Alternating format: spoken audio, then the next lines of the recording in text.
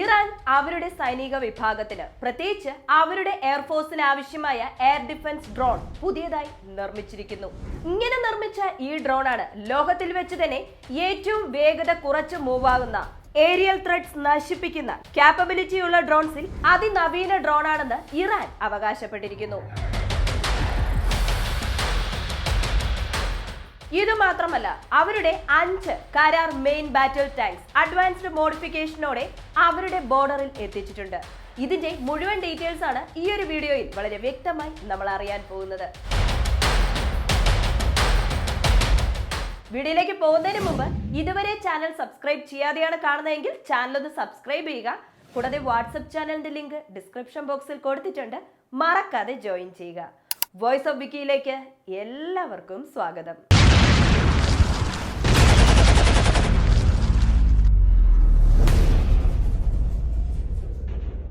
ഇറാന്റെ പക്കലുള്ളതിൽ വെച്ച് തന്നെ കുറച്ച് അഡ്വാൻസ്ഡ് ആയ പ്രധാനപ്പെട്ട ബാറ്റിൽ ടാങ്ക് ഏതാണെന്ന് ചോദിച്ചാൽ അത് കരാർ മെയിൻ ബാറ്റിൽ ടാങ്ക് ആണെന്ന് പറയാം. ഇത് നിർമ്മിക്കാനായി ഇറാൻ വളരെയധികം ബുദ്ധിമുട്ട് അനുഭവിച്ചിട്ടുണ്ട് എന്ന് പറയാം. എന്നുവെച്ച് ഇറാൻ ഇത് സ്വന്തമായി അവരുടെ ടെക്നോളജിയിൽ നിർമ്മിച്ച ടാങ്ക് ആണോ എന്ന് ചോദിച്ചാൽ ഇല്ല. എല്ലാവരും റഷ്യയുടെ T-72 ടാങ്കിനെ കുറിച്ച് കേട്ടിട്ടുണ്ടാകും. ഈ T-72 ടാങ്ക്സ് ഇറാനിലുമുണ്ട്. ഇസ്ലാമിക് റവല്യൂഷന് ശേഷം ഇറാനെതിരെ നിരവധി സാമ്പത്തിക ഉപരോധം ഏർപ്പെടുത്തിയതുകൊണ്ട് അമേരിക്ക ഇറാന് കൊടുത്തുകൊണ്ടിരുന്ന ആയുധങ്ങൾ നിന്നു. അതിനുശേഷം അവർ സ്വന്തമായി അവർക്ക് ആവശ്യമായ ആയുധങ്ങൾ നിർമ്മിക്കണമെന്നും പറഞ്ഞ് ഇനിയും പാശ്ചാത്യ രാജ്യങ്ങളെ വിശ്വസിച്ചിരുന്നാൽ ടെക്നോളജിക്കലി വളരാൻ പറ്റില്ല. അതുകൊണ്ട് തന്നെ അവരുടെ പക്കലുള്ള എക്യുപ്മെന്റ്സ് വെച്ച് കുറച്ചായി, അതായത് അവരുടെ പക്കലുള്ള ആയുധങ്ങളെ അവരുടെ ടെക്നോളജി വെച്ചും റഷ്യയുടെ സഹായത്താലും എങ്ങനെ അതിന്റെ അപ്ഗ്രേഡഡ് വേർഷൻ കൊണ്ടുവരാം, അങ്ങനെയല്ലെങ്കിൽ ഇപ്പോൾ കറന്റ്ലി ഉള്ള ടെക്നോളജിയെ എൻഹാൻസ് ചെയ്ത് മറ്റൊരു വേർഷൻ എങ്ങനെ കൊണ്ടുവരാമെന്നും പറഞ്ഞ് ഇറാനിലെ ശാസ്ത്രജ്ഞരും നന്നായി കഷ്ടപ്പെടുന്നുണ്ടെന്ന് പറയാം. അങ്ങനെ കഷ്ടപ്പെട്ട് T-72 ടാങ്കിനെ ബേസായി വെച്ച് നിർമ്മിച്ചതാണ് ഈ കരാർ മെയിൻ ബാറ്റിൽ ടാങ്ക്. അങ്ങനെ ഇരിക്കുമ്പോഴാണ് 2016 ഫെബ്രുവരി മാസം ഇറാൻ ഭരണകൂടം ഒരു അറിയിപ്പ് പുറത്തുവിട്ടു. മറ്റൊന്നുമല്ല, ഞങ്ങളുടെ പക്കലുള്ള ടാങ്ക് അപ്ഗ്രേഡ് ചെയ്യാൻ പോകുന്നു, പറ്റുമെങ്കിൽ പുതിയൊരു ടാങ്ക് തന്നെ നിർമ്മിക്കും എന്നതാണ്. തൊട്ടടുത്ത ദിവസം തന്നെ റഷ്യയുടെ ന്യൂസ് ഏജൻസിയായ ടാസിൽ നിന്നും ഒരു അറിയിപ്പ് പുറത്തു വന്നു.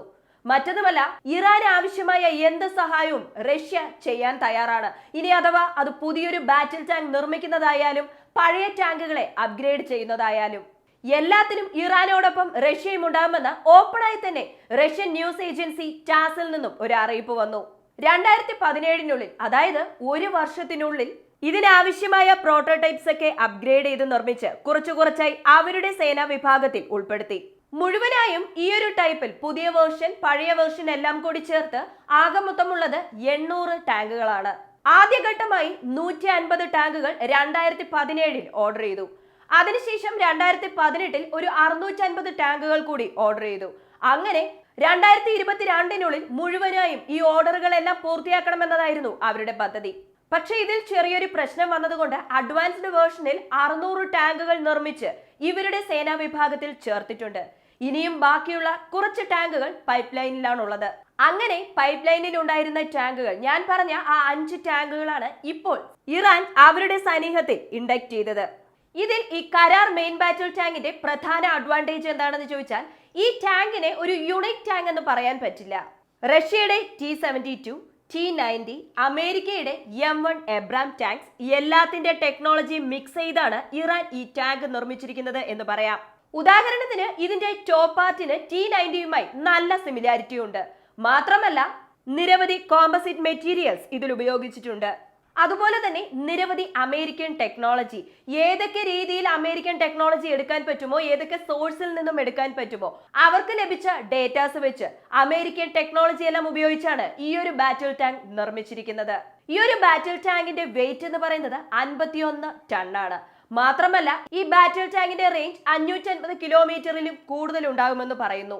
മാത്രമല്ല ഇതിൽ 125 mm സ്മൂത്ത് ബോർ ഗണ്ണാണ് ഉപയോഗിച്ചിട്ടുള്ളത്. അങ്ങനെ ഒരു വകയിൽ ഇറാനിനുള്ളതിൽ വെച്ച് ഏറ്റവും അഡ്വാൻസ്ഡ് ടെക്നോളജിയിൽ നിർമ്മിച്ച ടാങ്കാണ് ഈ കരാർ മെയിൻ ബാറ്റിൽ ടാങ്ക്. അടുത്തതായി ഇറാൻ പുതിയ കരാർ കമിക്കാസ് UAV ഡ്രോൺസ് ഇൻട്രൊഡ്യൂസ് ചെയ്തിട്ടുണ്ട്. ഇത് പുതിയതായി ഇൻട്രൊഡ്യൂസ് ചെയ്തതല്ല, ഓൾറെഡി അവരുടെ സേനാ വിഭാഗത്തിൽ ഉള്ളത് തന്നെയാണ്. ശരിക്കും പറയുകയാണെങ്കിൽ അമേരിക്കയുടെ ഡ്രോൺ മുഴുവനായും റിവേഴ്സ് എഞ്ചിനീയറിംഗ് ചെയ്ത് നിർമ്മിച്ചതാണെന്ന് പറയാം. ഈ ഒരു ഡ്രോണിനോടൊപ്പം ഇപ്പോൾ പുതിയതായി എയർ ടു എയർ മിസൈലും അവർ ഇൻഡക്ട് ചെയ്തിട്ടുണ്ട്. ഇതാണ് ഇപ്പോൾ ഇറാനിലെ ഹോട്ട് ടോപ്പിക്. ഈ ഒരു ഡ്രോണിന്റെ പേര് കരാർ കമിക്കാസ് UAV. അമേരിക്കയുടെ MQM-107 സ്ട്രീക്കർ എന്ന ഒരു ഡ്രോൺ ടാർഗറ്റ് ഡ്രോൺ ബേസായി വെച്ചിട്ടാണ് ഇറാൻ ഈ ഒരു ഡ്രോൺ നിർമ്മിച്ചിട്ടുള്ളത്. അമേരിക്ക 1970-കൾക്ക് മുമ്പ് എപ്പോഴും പോലെ ഇറാന് ആയുധങ്ങൾ കൊടുത്ത് സഹായിച്ചുകൊണ്ടിരുന്ന സമയത്ത് ഡ്രോൺസ് കൊടുത്തിട്ടുണ്ടായിരുന്നു. ആ ഒരു ഡ്രോൺ ആണ് ഇത്. അമേരിക്ക ആ കാലഘട്ടത്തിൽ ഇറാന് കൊടുത്തത് ഒരു ടാർഗറ്റ് ഐഡന്റിഫിക്കേഷൻ ഡ്രോണായി മാത്രമാണ്. അതിനുശേഷം ഇസ്ലാമിക് റെവല്യൂഷൻ വന്നു. പിന്നീട് അമേരിക്ക ഇറാനെ ഒറ്റപ്പെടുത്താൻ ആരംഭിച്ചു. അമേരിക്ക മാത്രമല്ല, പല രാജ്യങ്ങളും ഒറ്റപ്പെടുത്താൻ ആരംഭിച്ചു. എന്നാൽ അമേരിക്കയുടെ ആയുധങ്ങൾ ഇറാനിൽ തന്നെ ഉണ്ടായിരുന്നു. അതിനുശേഷം ഇതിനെ റിവേഴ്സ് എഞ്ചിനീയറിംഗ് ചെയ്ത് കുറച്ചായി പഠിക്കാൻ ആരംഭിച്ചു.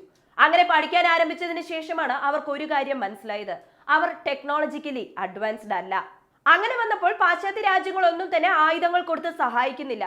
റഷ്യ സഹായിച്ചാലും നാം തന്നെ കുറച്ച് സ്റ്റേബിൾ ആക്കണമെന്നും പറഞ്ഞ് അവരുടെ പക്കലുള്ള ആയുധങ്ങളെല്ലാം അവർ പഠിക്കാൻ ആരംഭിച്ചു. അങ്ങനെ പഠിക്കാൻ ആരംഭിച്ചപ്പോഴാണ് ഈ ടാർഗറ്റ് ഐഡന്റിഫിക്കേഷൻ ഡ്രോണിനെ എന്തുകൊണ്ട് ഒരു കമിക്കാസ് ഡ്രോണായി മാറ്റിക്കൂടാ എന്ന ആശയം ഇറാൻ ശാസ്ത്രജ്ഞർക്ക് വരുന്നത്.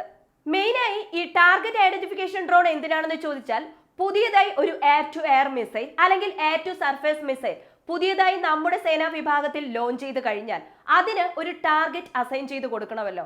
അതിന്റെ ആ ഒരു ടാർഗറ്റ് ആയിട്ടാണ് ഈ MQM-107 സ്ട്രീക്കറിനെ ഉപയോഗിച്ചുകൊണ്ടിരുന്നത്. ഈ ഡ്രോണിനെ ആകാശത്തിൽ പറത്തി ഒരു ഇരയെ പോലെ കണക്കാക്കും. അങ്ങനെ ഇരുന്ന സമയത്താണ് ഈ ഡ്രോണിനെ ഒരു കമിക്കാസ് ഡ്രോണായി, ഒരു അറ്റാക്ക് ഡ്രോണായി ഇറാൻ മാറ്റിയത്. അതിനുശേഷം അതിൽ നിരവധി പേലോഡ്സ് ഇൻഡക്ട് ചെയ്തു, നിരവധി ബോംബ്സ് ഇൻഡക്ട് ചെയ്തു, അതുപോലെ നിരവധി ചെറിയ മിസൈൽസ് ഇൻഡക്ട് ചെയ്തു.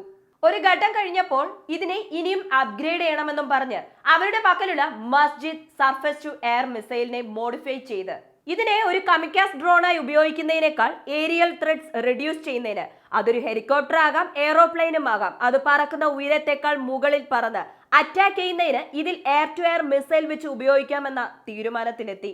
ഈ ഡ്രോണിന്റെ പ്രധാനപ്പെട്ട ടാർഗറ്റ് ഏതാണെന്ന് ചോദിച്ചാൽ അതൊരു അറ്റാക്ക് ഹെലികോപ്റ്റർ ആകാം, അതുമല്ലെന്നുണ്ടെങ്കിൽ സർവീലൻസ് ഡ്രോൺ ആകാം, അതുമല്ലെങ്കിൽ ഇറാനെ ആക്രമിക്കാൻ വരുന്ന ഒരു ഡ്രോൺ ആകാം. അതിനെയെല്ലാം പ്രത്യാക്രമണം ചെയ്യാൻ ഈ ഡ്രോണിന് പറ്റും. കാരണം ഇപ്പോൾ ഇറാന്റെ പക്കലുള്ള കരാർ കമിക്കാസ് ഡ്രോണിന് 47,000 അടി ഉയരത്തിൽ പറക്കാൻ പറ്റും. മാത്രമല്ല തുടർച്ചയായി 12 മണിക്കൂർ അതിന്റെ മിഷനിൽ തുടരാനും പറ്റും. ഈ ഡ്രോണിന് ഇറാന്റെ പക്കലുള്ള NASR-1 ആന്റി മിസൈൽസ് ക്യാരി ചെയ്ത് കൊണ്ടുപോകാൻ പറ്റും. മാത്രമല്ല കൗസാർ ആന്റി ഷിപ്പ് മിസൈൽസ്, 250 പൗണ്ട് ഭാരമുള്ള MK-81 ജനറൽ പർപ്പസ് ബോംബും ക്യാരി ചെയ്ത് കൊണ്ടുപോകാൻ പറ്റും.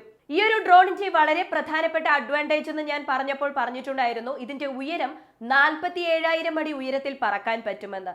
അതേപോലെ ഇതിന്റെ ലോവർ ആറ്റിറ്റ്യൂഡിൽ 1000 ഫീറ്റിന് താഴെയും, അതായത് ശത്രുവിന്റെ എയർ ഡിഫൻസ് സിസ്റ്റത്തിൽ കുടുങ്ങാതെ 1000 ഫീറ്റിന് താഴെയും ഇതിന് പറക്കാൻ കഴിയും.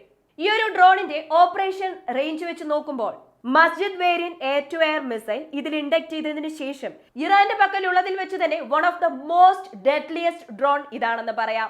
കാരണം ഈ എയർ ടു എയർ മിസൈലിന്റെ റേഞ്ച് തന്നെ 8 കിലോമീറ്റർ ഉണ്ട്. സോ ഒരു ഹെലികോപ്റ്റർ അല്ലെങ്കിൽ ഒരു ഡ്രോണിനെ ആക്രമണം നടത്താൻ ഈ ഒരു ഡ്രോണിന് സാധിക്കും. അതുമാത്രമല്ല ഈ ഡ്രോണുകളെല്ലാം ഓട്ടോ പൈലറ്റ് മോഡിലായിരിക്കും പ്രവർത്തിക്കുന്നത്. മാനുവലായി കൺട്രോൾ ചെയ്യാൻ സാധിക്കില്ല. ഒരു പ്രീ പ്ലാൻഡ് ടാർഗറ്റ് അസൈൻ ചെയ്ത് കൊടുത്തു കഴിഞ്ഞാൽ ഇത് ആ ടാർഗറ്റിനെ പോയി നശിപ്പിച്ച് തിരിച്ച് അതിന്റെ ബേസിലേക്ക് വരുന്ന രീതിയിലാണ് ഇപ്പോൾ ഈ ഒരു ഡ്രോണിനെ മോഡിഫൈ ചെയ്തിരിക്കുന്നത്.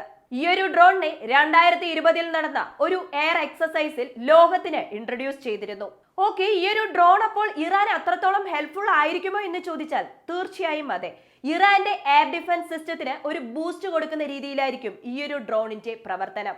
ഒരു അറ്റാക്ക് ഹെലികോപ്റ്ററിനെയും അതുപോലെ തന്നെ ഡ്രോണിനെയും ഇതിന് സുലഭമായി നേരിടാൻ പറ്റും. പക്ഷേ ഒരു എയർക്രാഫ്റ്റ് ആണ് വരുന്നതെങ്കിൽ ഇതിന്റെ പ്രവർത്തനം ഒരു വലിയ ചോദ്യം ചിഹ്നം തന്നെയാണ്. ഈ ഡ്രോൺസിൽ ജെറ്റ് എഞ്ചിൻ ടെക്നോളജിയാണ് ഉപയോഗിച്ചിട്ടുള്ളത്. അതുകൊണ്ട് തന്നെ ഇൻഫ്രാറെഡ് സിഗ്നേച്ചർ അധികമായിരിക്കും. ഇനി അഥവാ ഈ ഡ്രോൺസ് ശത്രു രാജ്യത്തിന്റെ യുദ്ധവിമാനങ്ങൾ കണ്ടുപിടിച്ചു കഴിഞ്ഞാൽ അവരുടെ പക്കലുള്ള ഇൻഫ്രാറെഡ് സീക്കർ മിസൈൽ ലോഞ്ച് ചെയ്താൽ മതി, സുലഭമായി ഈ ഡ്രോണിനെ നശിപ്പിക്കാൻ പറ്റും. പക്ഷേ ഇറാന്റെ എയർ ഡിഫൻസ് സിസ്റ്റം അത്രയ്ക്കും വീക്ക് അല്ല. ഒരു പരിധിവരെ അവരുടെ എയർ ഡിഫൻസ് സിസ്റ്റം ഇപ്പോഴും ഇംപ്രൂവ് ചെയ്തുകൊണ്ടാണ് ഇരിക്കുന്നത്. പരക്കെ പാശ്ചാത്യ രാജ്യങ്ങൾക്കിടയിൽ ഒരു ആരോപണം ഉയർന്നിട്ടുണ്ട്.